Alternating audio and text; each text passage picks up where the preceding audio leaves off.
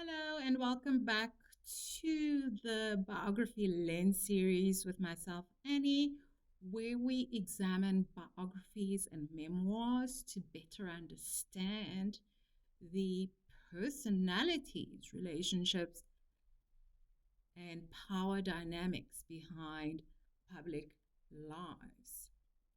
And in the process, we also improve our own writing skill sets. So, in the series, we are analyzing the book Revenge, all about Meghan and Harry and the war between the Windsors by investigative author Tom Bauer. And for today's episode, we are going to look at the moment that, according to Bauer, reveals just how quickly tensions developed between the two royal couples. In other words, the Duke and Duchess of Sussex and the Prince and Princess of Wales. Because at the time, the public and media often referred to them as the Fab Four. And expectation was, of course, that they would represent this modern united front within the royal family.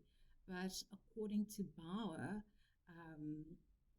in this biography, that unity may well have been far more fragile than many realized. So I'm going to read to you the next excerpt, which is quite short, and I will proceed with my analysis.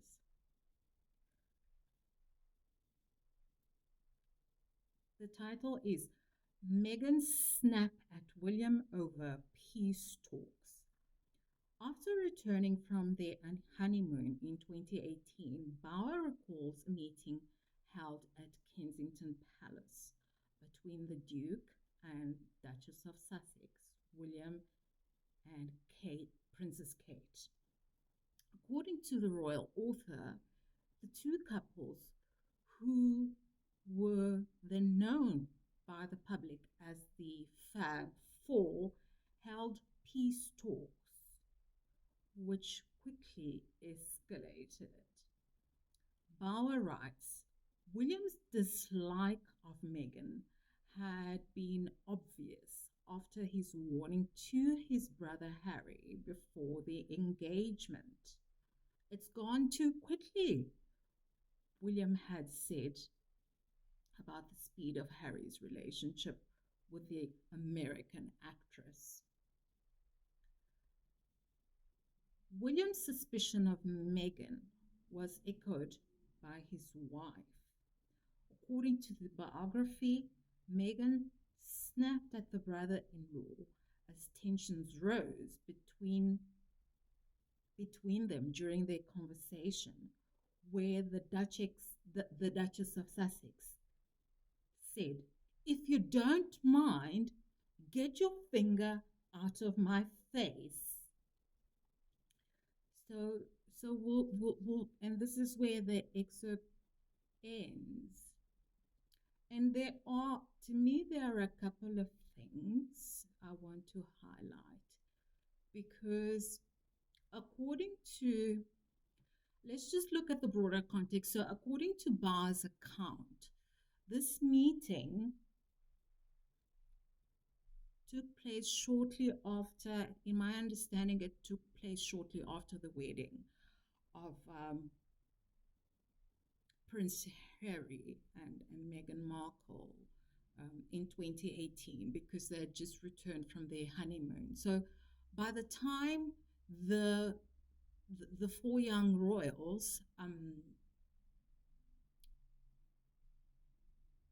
were really presented as this dynamic team, by the four young royals, I'm referring to Meghan, Harry, and of course Princess William and his wife Catherine.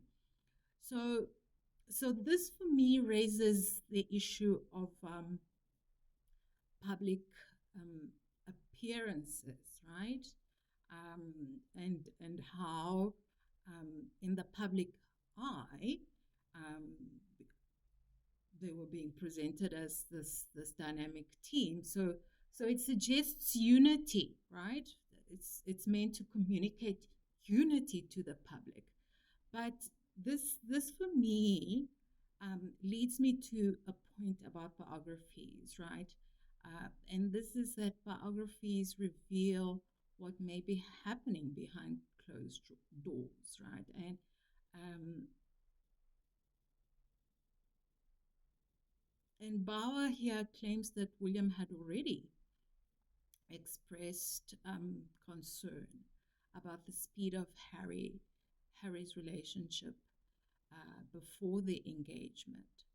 So the phrase quoted in the book, for example, it's gone too quickly, suggests that um, William may have already been worried about whether his brother had enough time fully to fully understand the relationship he was entering.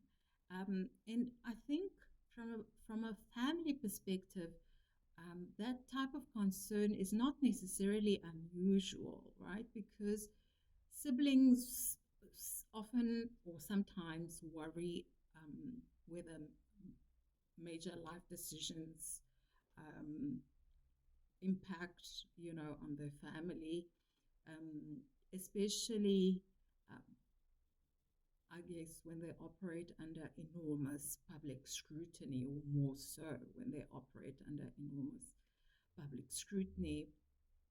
But within the royal family, I would imagine that such concerns can easily become politically charged, right? Because the lines are blurred, right, between their private lives and their personal lives.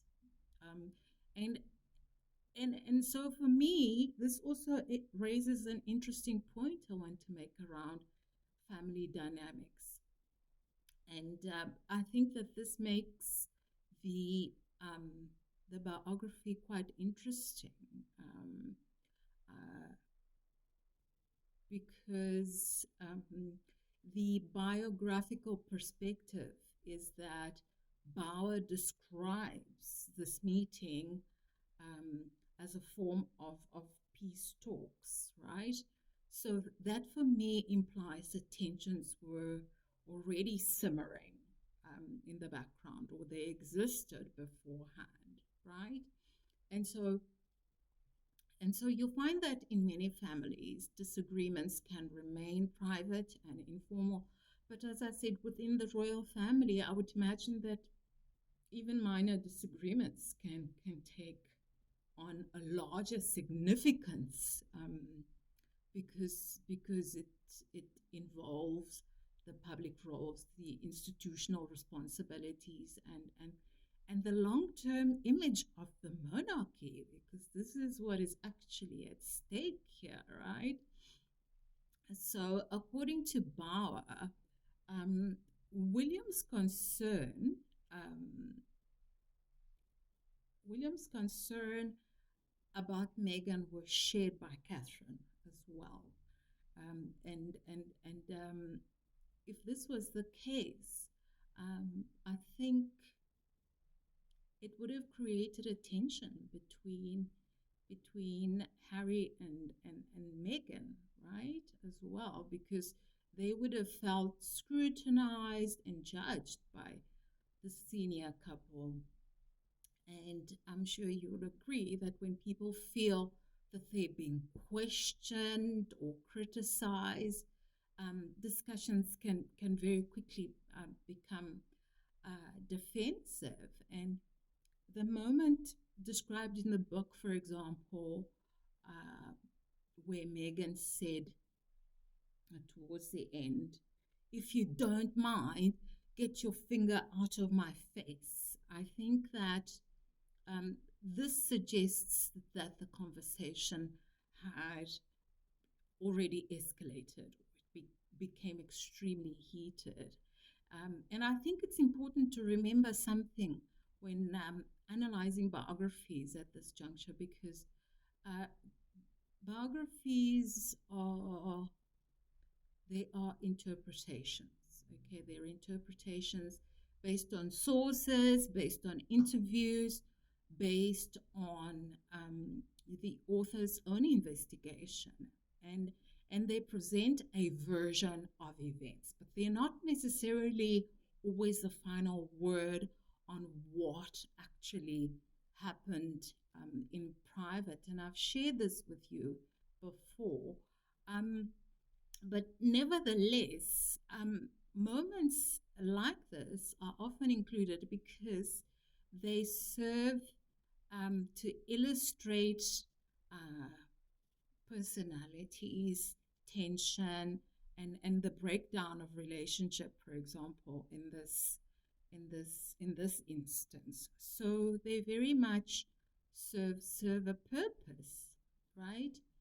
So I want us to just move on and talk about some of the personality and perception aspect, right? Because another element worth considering is the personality, rather the communication style. And you'll find that royal protocol often tends to emphasize restraint, diplomacy, and very careful language use, right? The images are super curated, um, and their PR is done exclusively through very specific protocols, using the royal rota, for example. So Meghan, you would imagine, who comes from a completely different professional and cultural background, um, this would have also been a shock, right? So before joining the royal family, she worked, I believe, in the entertainment industry in the United States. Most of us knew nothing about her, but she had apparently been in the industry for some time. And so the communication styles can be more direct, I think, in the US or that part of the world compared to Britain, and specifically within the royal family. So if Bauer's account is accurate, then I would imagine that this exchange may present a clash, between the two very different expectations about how disagreements should be handled. Because for William, the conversation may have been intended as a serious family discussion, right? But for Meghan, the moment may have felt confrontational, right? And when people interpret the same conversation differently, misunderstandings will happen, and they will escalate very quickly. I would imagine. But I want us to just talk about this Fab Four image for a minute, right? Because you have, and it's a point I also wanted to make earlier, but let's lean into it now, because it segues beautifully. So you have publicly the idea of the Fabulous Four, right? The Fabulous Four, which was extremely popular. So this image of two young couples working together to suggesting continuity and this renewal in the monarchy, because you have factions which are against the anti-monarchists, right? And they want to see renewal of the monarchy, or an altogether, um, they want to see it done away with altogether, right? So not everyone is pro-royal, or pro-monarchy. So so in that sense, this young couple presented almost a renewal, right, for the monarchy. And here again, you know, biographies like Bowers raise the question of whether that image was more aspirational than real, right? So if tensions were already present in 2018, right as Meghan, right immediately after Meghan and Harry's wedding, then the narrative of unity may have well masked deeper disagreement about the roles, the expectations, and the trust, right?